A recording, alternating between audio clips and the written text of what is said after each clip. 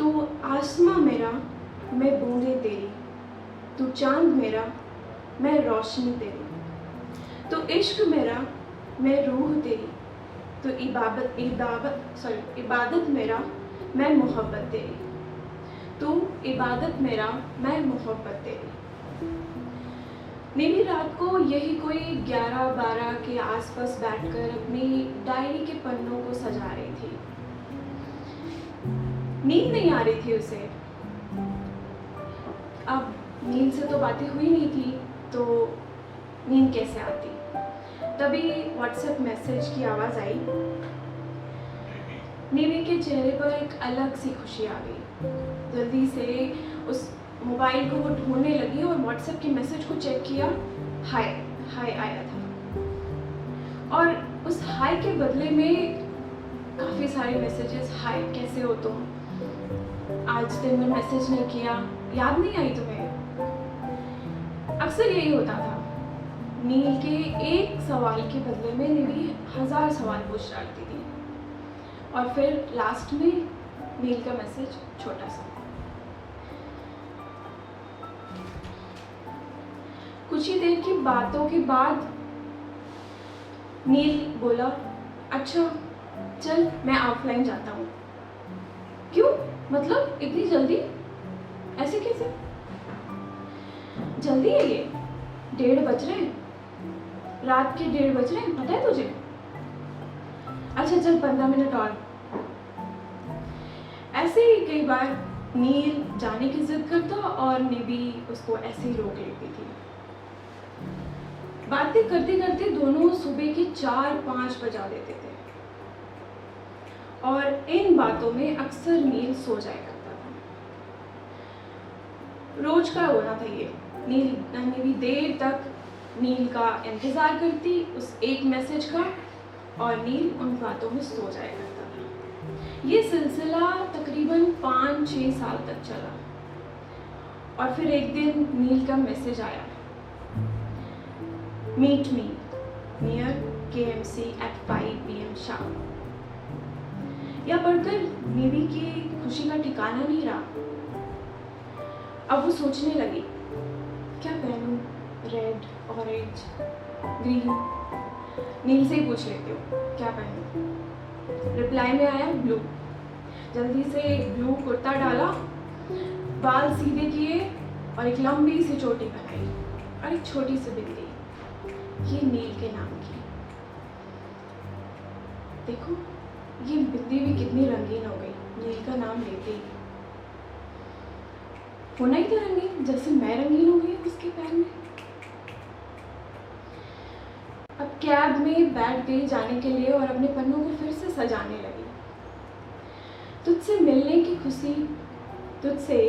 की खुशी ये मेरा दिल जानता है।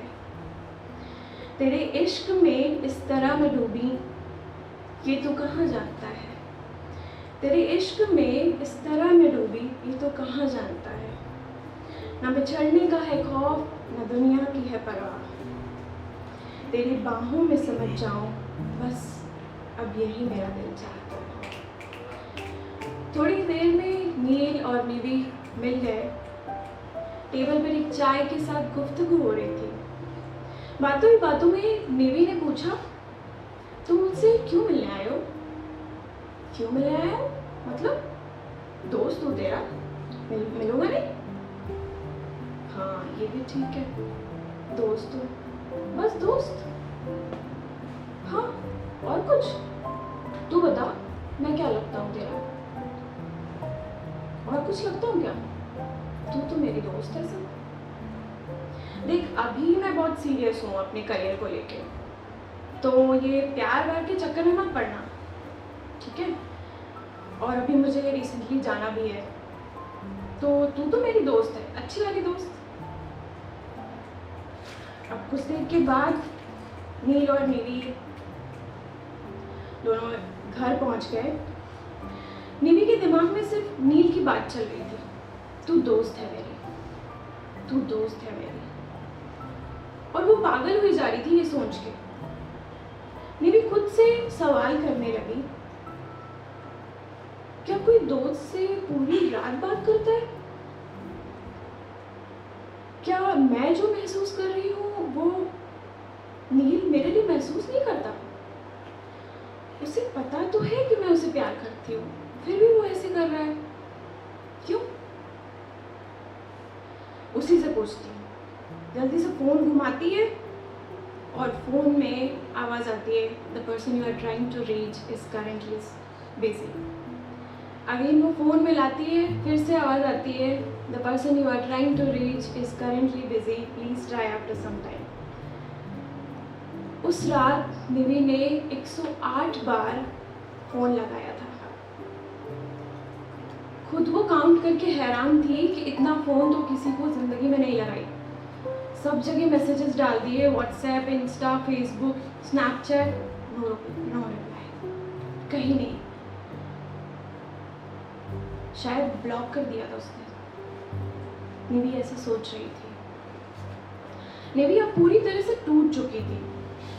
निवी जो किसी की बाहों में सुकून से सिमटना चाहती थी, वो आज अपने आप को बिखरा महसूस कर रही थी। अब खुद को समेटते समेटते यूं ही आज 4 साल बाद अखबार की सुर्खियों में जा पहुंची वो। उधर नील ऊंचाइयों की सीढ़ी चढ़ने में इतना अंधा हो गया था कि निवी के प्यार को समझ ही नहीं पाया। निवी के प्यार को वो तब समझ पाया जब उसके साथ भी वैसा हुआ जैसा निवी के साथ हुआ था। नील अपनी जिंदगी से निराश होकर निवी को याद करने लगा, उस निवी को जो उसके लिए खिलखिलाती थी, जो उसके लिए वैसे ही इंतज़ार करती थी जैसे वो चाहता था। पूरी रात जगा करती थी और मन ही मन सोचने लगा, निवी मुझसे प्यार करती थी, जब तो वो पूरी रात जगा करती थी और वैसे ही तैयार होती थी जैसे मुझे पसंद था। मैंने ये सोचकर उसका प्यार ठुकरा दिया कि वो आजकल की लड़कियों जैसी नहीं है, वो मेरी जैसी नहीं है, वो सक्सेसफुल नहीं है। हैरान होकर नील निवी से मिलने के लिए एयरपोर्ट निकला। रास्ते में टैक्सी वाले भैया से बोला, भैया कुछ एफएम वगैरह लगाओ, मूड वैसे ही खराब है मेरा। जी साहब, लगाता हूँ। और एफएम में आवाज़ आती है, आप सुन रहे हैं तीखी मिर्ची, कलम की ताकत। और आज हमारे साथ है मुंबई की मशहूर लेखिका निवी सक्सेना। जी हाँ, आप सही सुन रहे हैं, निवी सक्सेना। निवी जी ने आज हाल ही में अपनी बुक पब्लिश की है, सेकेंड ऑप्शन, जो कि युवा को पागल कर रही है। और मैं निवी जी से पूछना चाहता हूँ कि आप उसके बारे में क्या कहती हैं। ऐसी आवाज़ आई थी एफएम में। ये निवी सक्सेना कौन है? अब टैक्सी वाला भैया बोलते हैं, अरे आप नहीं जानते, कहानियाँ लिखती हैं, बहुत अच्छा लिखती हैं, आप भी पढ़िएगा। मन में सोचने लगा कि वही निवी है जिसे मैं जानता हूँ। थोड़ी देर में नील एयरपोर्ट पहुंच गया। आगे बढ़ा तो उसने कुछ ऐसा देखा जिसको देख के वो बहुत हैरान था। निवी, ध्यान से देखा, निवी यहाँ क्या कर रही है? छोटे बाल, वो भी खुले हुए, लंबा ओवरकोट, जीन्स, डार्क लिपस्टिक और हाई हील। निवी बदल चुकी थी, न सिर्फ करियर के मामले में बल्कि पूरी तरह। नील सोचने लगा, निवी ने अपने आप को बदल क्यों लिया? शायद मैंने उसे इतना दर्द दिया कि उसने अपने आप को ही बदल डाला। यह सोचकर नील निवी के पास जा नहीं पा रहा था, लेकिन फिर हिम्मत करके जाता है। अब उनके बीच में कुछ बातें होती हैं। हाय नील हियर, रिमेम्बर? निवी बोलती है, of course, how can I forget you? Neel, I missed you. Nivi, me too. Neel, I think that is still not over between you and me. Nimi, एक गहरी सांस लेती है, I don't want to be second option, it's over between you and me. Nidhi कुछ आगे बढ़ के अपने डायरी के पन्नों को फिर से सजाने लगती है। दर्द ये नहीं था कि तुम मिले नहीं, दर्द ये नहीं था कि तुमने कुछ सुना नहीं, दर्द तो सिर्फ इस बात का था कि हम अपने आप को तुम्हारी ताकत समझते रहे और तुमने कमजोरी समझकर ठुकरा दिया।